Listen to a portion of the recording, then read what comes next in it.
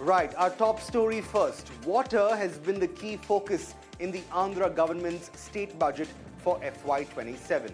As part of the state's 3.32 lakh crore rupee state budget for the fiscal, Andhra Pradesh has placed a firm focus on water security, earmarking roughly 14,000 crore rupees for key irrigation projects as part of a broader push to complete and accelerate pending infrastructure. A significant share continues to go towards the Puravankara project alongside other major schemes aimed at expanding irrigation coverage, especially in drought-prone regions like Rayalaseema. The emphasis here is clearly on capital expenditure, finishing assets rather than just maintaining them, signaling intent to boost farm productivity and rural stability. Parallelly, the state has also allocated around 4,000 crore rupees for the Jal Jeevan mission to strengthen rural household tap water access. Together, the irrigation push and drinking water investments underline a strategy that links agricultural resilience with basic water security for households across the state. Shifting to news from the investment space now, US semiconductor equipment major KLA Corporation is betting big on Tamil Nadu. The company has signed an MOU with the state to invest 3,600 crore rupees over the next decade in a new R&D and innovation campus in Chennai. The project is expected to generate up to 4,000 high-skilled jobs and significantly expand the company's engineering and technology footprint in India. Now, this isn't just a fabrication plant, but a high-end research hub focused on advanced semiconductor processes, controls, AI-driven technologies, and next-gen computing solutions. Staying with more news from Tamil Nadu, the state government here has presented its investment report card, accounting for not just investment commitments, but MOU conversions since the DMK came back to power in 2021.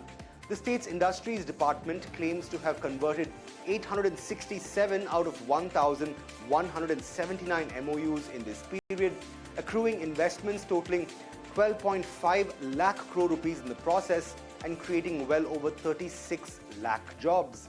In an exclusive chat with me on South Central, Industries Minister TRB Rajaa told ET Now that one of Tamil Nadu's biggest achievements is to have shrunk investment timelines, adding that entire investment outlays made by auto majors like VinFast and Tata Motors passenger vehicles took place in just under 17 months. The minister also gave me the inside story on Ford's long-awaited comeback to India and Tamil Nadu's no-show at Davos this year. Listen in. It was my chief minister himself. He's always been about credibility, right? His regime has always been about credibility. It's about hard work. In fact, when I finished today, I spoke about this. I said it's all about hard work and credibility. These are the things that we all work on. For us, as in charge of any portfolio, we always think that we always ensure that we put out the facts to the chief minister, and he always scrutinizes each and every one of us every single day. He has a dashboard. I don't know if you know. He has a dashboard on every department. He follows that up every single day, right? And when it comes to investments in Tamil Nadu, our chief minister has always been very, very particular about jobs that are being created here. It's not about the investment numbers. It's never been about the investment numbers. It was always about the jobs that are created and where these jobs come and for whom these jobs are being created for. The next question is because of his dream of the trillion-dollar economy, right? Absolutely. He has a task cut out. 2030, Dravida Model 2.0 will be all about going after that trillion-dollar dream. He knows for a fact that only if all of this is enabled, right? Jobs for all the educated, jobs for women in rural areas, opening up new industrial corridors. So our chief minister has always been very, very clear about putting out facts, and we have been very clear about giving him facts every single day. And he had asked us to show numbers to the people of Tamil Nadu because they had given us a mandate for 5 years. including the 2 years which we had to fight through because of COVID and the mess because of the last regime. So in 21 and 22, we fought hard to pull Tamil Nadu back from the depths that it was in before, and then he started building on that. The first thing they come when they, let's say this is a foreigner, right? This is a foreign investment. Now, once they come into India, they choose which state is the right, which ecosystem is right and ripe for them to come in, set up that shop and set up their investment, and where would it thrive is their first thought. They come scouting, they look up a place, they choose a state first, and then within the state they choose a location, and then they come in. Now, when they come in with an investment, let's say the investment is 1,000 crores, right, to start with. Now, they would come and meet the government and they will say, I want to invest 1,000 crores in this factory, which is going to be built over a period of 3 years, or some say 5 years, okay. Certain cases also 10 years, right. There's always a number. There's always a number of years over which this investment will come through, okay. Now, let's say 1,000 in 3 years, right. Now, once you do that, in Tamil Nadu, what happens differently in Tamil Nadu rather than in other states is that we tell them that, okay, now you want to put this kind of factory, and we know that this kind of job is going to be created in that factory. So we think that this is the right place for you. So now this 1,000 crore investment is being taken, and distributed growth is made to happen, right? This is what our Chief Minister is doing. He's making sure distributed growth happens for his $1 trillion economy dream, right? And then they go there. Let's say they decide to go to Thoothukudi. Now, here, they tell you that 1,000 crores over 3 years will be invested. No investment happens on day zero itself, day one itself, right? They won't come, they have to buy land. They have to apply for clearances. They have to pay environmental costs. If you're going for a corporate environmental responsibility, and they have to maybe set aside money to plant trees somewhere if there is a environmental impact somewhere, right? So all of this needs to go in. Now this time is what we shrink in Tamil Nadu. This is why you see, because of the speed of governance, because of the ease of doing governance in Tamil Nadu, this time is being shrunk to about 16 months, 17 months. Look at how fast we got VinFast. Right? Now, VinFast happened under 17 months. Now, Tata JLR in 16 months. 631 MOUs signed, and we have a conversion rate today of 83%. 83% on the global investors meet alone. Now, that date is crucial. When was that? It was January of 2024. We are in Feb. Let's say we are in Jan of 26. Just 10 days. So, under 2 years, 83% has started to convert. Let's talk about some of these investments to begin with, Mr. Rajaa. I think the one that's got a lot of people talking is Sarvam AI's sovereign AI park, 10,000 crore rupee investment. Help me break this down, if you will. What is it all about? And add context to a sovereign AI park, really. What does the government intend to do, and how will it help? See, everything is anchored on social justice and democracy here in the Dravidian model government, right? And in Tamil Nadu, we very strongly believe that AI needs to be a bit tethered, at least in the initial stages, and we'll definitely want to democratize it. Right? We'll definitely want to bring in the social justice angle on it, access to everybody, right? Equal access to all of them, all of the capabilities of AI for all of them in Tamil Nadu. So. And also when you take data and put it into crunch it via AI, you really want to hold that data within yourself. That data, Jude, is going to be phenomenally valuable, right? And we're going to learn so much from the data. I know the Prime Minister's office is also extremely interested in this data for national interest, of course. And they're also looking at the value that data itself creates in India. Right? So, we in Tamil Nadu also completely agree this needs to be safeguarded, right? This needs to be protected. sovereignty of data is key for any country now. Every country is talking about it. Now, Sarvam, the story has just started. It's just a beautiful man. It's just started now.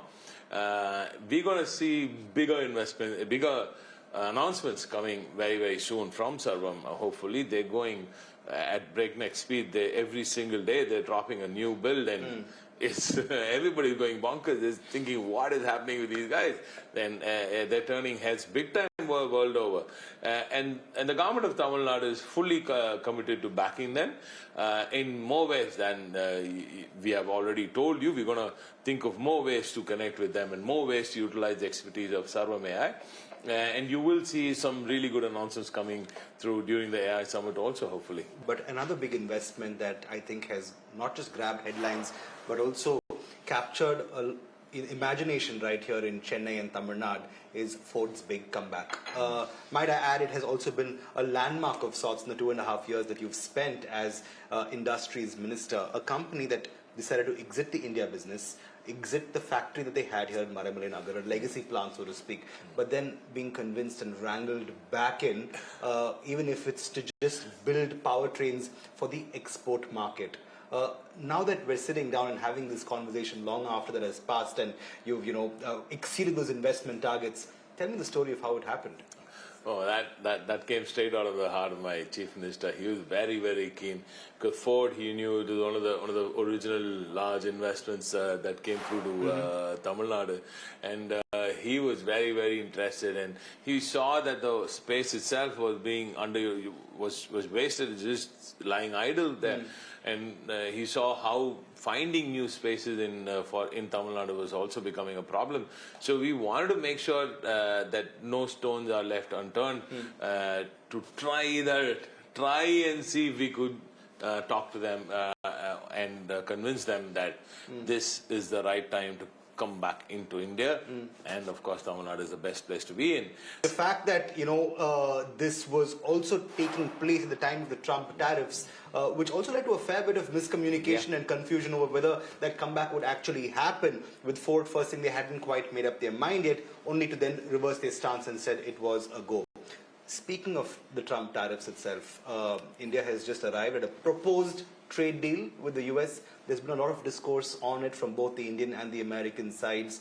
The Tirupur Exporters Association, heavily impacted by the deal, rejoicing for a bit when some framework towards the deal was achieved, only to have some of their joy perhaps short-lived when the US-Bangladesh deal was struck, which said that incentivized buying of US cotton would then mean Bangladeshi finished goods get a zero-duty pathway into the US.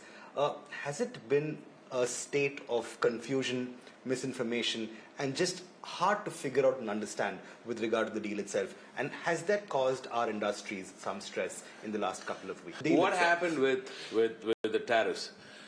With the tariffs, the Tamil Nadu government has been absolutely mature in its stand. My chief minister has always said tariffs are these issues are between two countries, our country and a foreign country, and we should completely back the Prime Minister's office on this, right? And I have been very vociferous, and I strongly believe that on these tariff wars, all of us must stay united for the national security itself, and of course in the interest of our farmers and even people like this, the fishermen who are being affected because of the seafood export tariffs, right? Right. So it's a very, very tricky time to hold diplomatic talks, and I'm hoping something better will come out after hearing all of this now from one side of the story, from one side, from the other side itself, and not much from much clarity here in India. I would definitely love to hear more positive stories coming in from Delhi, and I'm hoping there's nothing much. There's no impact on for the farmers here. Absolutely. I'm hoping that their interest is completely saved. I'm also hoping that the textile story that we are hearing about cotton being, if cotton is imported and from then, if yarn is produced in Bangladesh, and if it becomes a finished product, then it is 0%. Now I'm also hoping our textiles clusters can also take the same route, but what sort of impact that puts on our textile industry needs a lot of thought. So I'm being very cautious here because I don't want to make this political. I'm very, very plain about this. I do not want to make tariffs political. I don't think anybody in India should make tariffs political. We are enforcing full belief, trust on the government of India to do the right thing for our farmers and for our manufacturers and for our exporters. But that said, US is the biggest market in the world. Who are we kidding? We can't just we can't wish away the US. The US needs to be our very strong partner, and we have to continue our exports to the US. So I'm hoping more clarity will come in the near future. But as of now, we're trying to do our best for the textile industry, for the seafood industry also. We're trying to help them with a bit of a push here, and we might have a good announcement coming through soon. For the textile industry, we're also going up the value chain. We're trying to go into technical textiles. So we brought in a unit called RGE from Indonesia. They're based out of Singapore though, and they're putting up a large unit here for viscose, right? For natural, it's a very environmentally friendly viscose. So that's going to create a large value chain in the technical textiles. But Mr. Rajaa, just looking at the time and place where we are at, the Davos summit, the World Economic Forum, was held barely a few weeks ago, and Tamil Nadu was perhaps the only South Indian state conspicuous by its absence. I understand the assembly had just begun its session, so to speak, which perhaps prompted you to give the summit a skip, but a delegation from the state was also not present there. But I sometimes wonder, have you come to a place right now where you're perhaps questioning the relevance of the summit to begin with? And is that why it perhaps wasn't as much of a priority to you this year as it was in years past? This has been a talk of late that Davos is becoming less relevant, but I wouldn't say that. That will be belittling other states that have gone there. I don't think they're doing their best to go and pitch.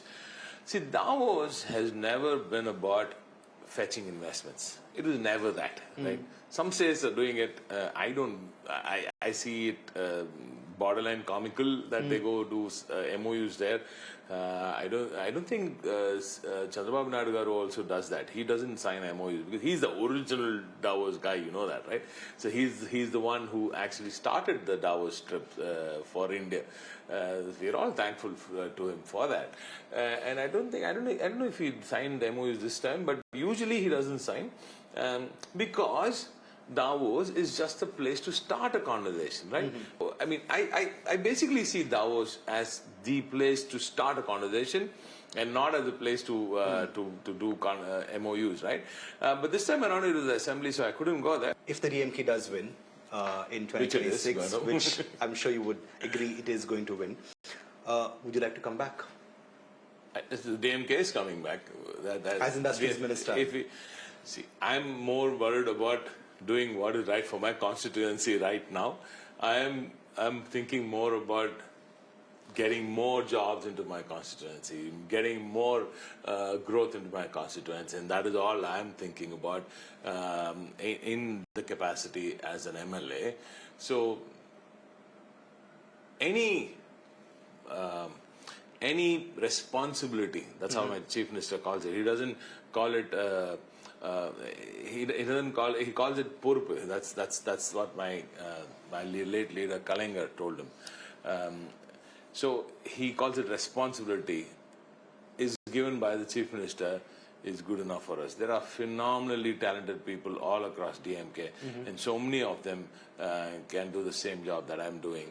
So I'm happy that he's given me this chance now, and I'm hoping that my Chief Minister is happy with my performance. That's rather modest of you to say. So I have to then ask you, what do you think you would like your legacy to be in the last 2.5 years that you've spent as Industries Minister? Looking back, what do you think your fondest legacy would be in the term that you've spent? I think it's about bringing credibility to the job, right? Credibility, and that's my statement again.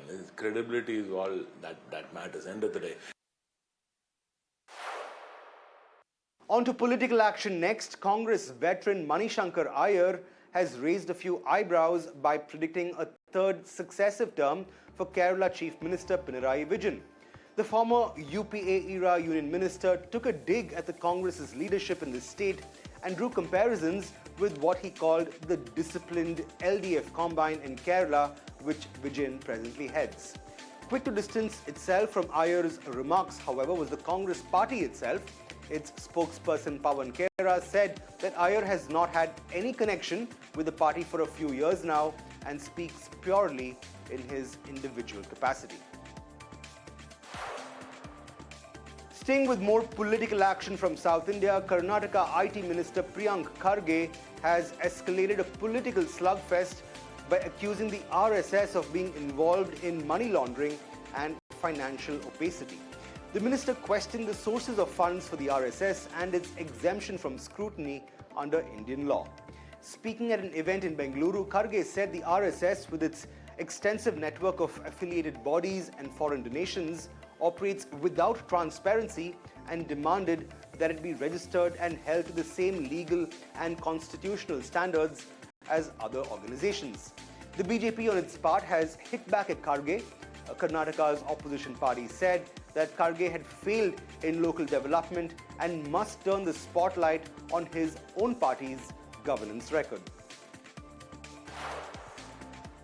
And finally, the chairperson of the Gates Foundation, that's Bill Gates, was in Andhra Pradesh, where he visited the Real-Time Governance Society Center at the State Secretariat, where he was accompanied by none other than AP Chief Minister Chandrababu Naidu.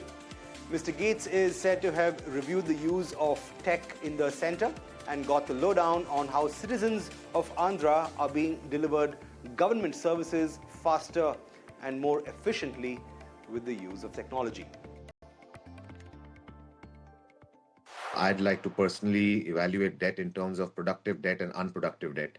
So most of this debt had gone up on accounts of business development, the results of which we're going to see now in terms of some fantastic launches across the west and the south of India, which is close to almost 15 million square foot over the next 6 to 9 months. All these projects are in final stages of approval. There is no huge capital required to take these projects to market. So you're going to see a huge turnaround there. That's point number one. I think point number two, also, if you look at our customer collections, our sales, we have been growing quarter on quarter. So, for example, for the 9-month period, we're already sitting on a cash flow surplus of almost 755 crores. We've seen that gross debt number also come down by almost close to 200 crores. So basically, I think two things. A, as we take these projects to market and put it into production, which will, benefit the cash flows, you're going to see that debt number coming down. Well, on that note, it's a wrap of this edition of South Central. Thanks so much for watching. We'll be back same time, same place tomorrow with more news and updates from South India. For the moment, it's goodbye from me.